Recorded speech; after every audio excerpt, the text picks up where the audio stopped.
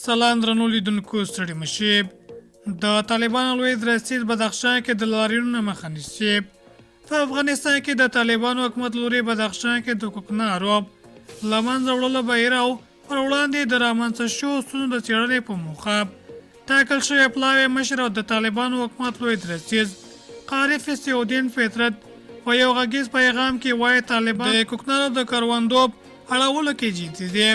هغه ولسوالیو کې چې لاریونونه روان دي د طالبانو مشران سپارښتنه کړې چې د لاریونونو مخه ونیسي.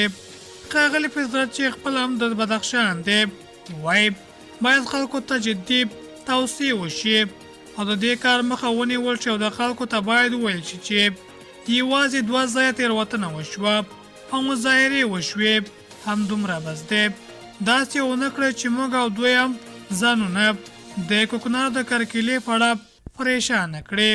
فرخوا د رسنیو د فیضالدین فطرت په دې خپاره شوي غږیز پیغام کې راغلی که د روان لاریون مخه ونیول شي هسې نه چې طالب جنګیالي او نور قطعات دې ته اړ شي چې ګنې خدای مکړه د بدخشان خلکو بغاوت کړي او د خلکو د بغاوت د مخنیوي لپاره له هر ځایه قطعات وروخوځېږي او نسبتا آرامي بدخشان خطرناک او نظامی حالات ته ستون کړي.